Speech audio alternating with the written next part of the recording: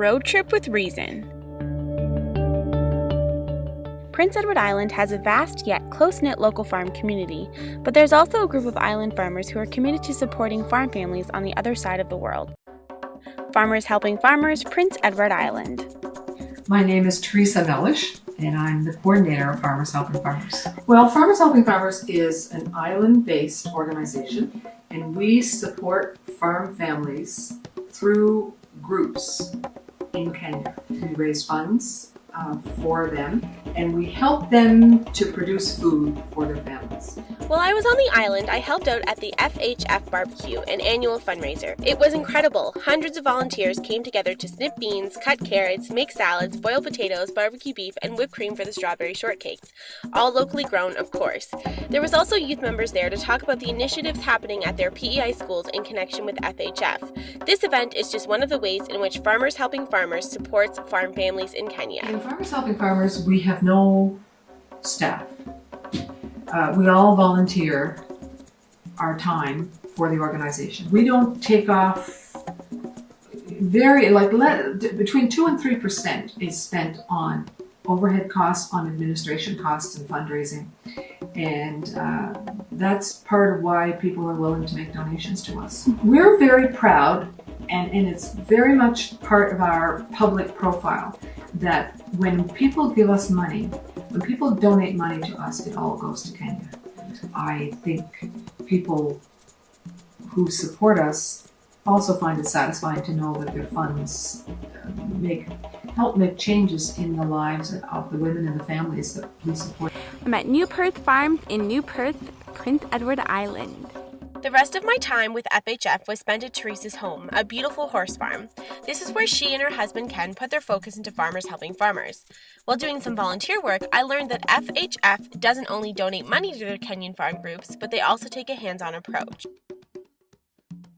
Volunteer experts from PEI travel to Kenya to deliver technical assistance and demonstrations in sustainable cropping techniques. While they're there, they also construct on-farm grain storages to help reduce with the Kenyans' harvest loss. We work with a number of dairies, and we see that as a result of the training and the support we give the dairies for infrastructure, we see that they make more money from milking their cows because they're able to produce more milk. Mm-hmm. And when they have some more money, the income into that family is increased. And when we meet with the women, they tell us that they have more money to send their children to school, to feed their children. So that's the kind of difference that we make. Mm-hmm. 12 PEI schools are matched up with 12 Kenyan schools. The students exchange letters, photos, and develop relationships while the island children fundraise for their Kenyan friends. This element is an important part of FHF as it helps youth here in Canada understand life outside of the island, with the hope that they will grow into active global citizens.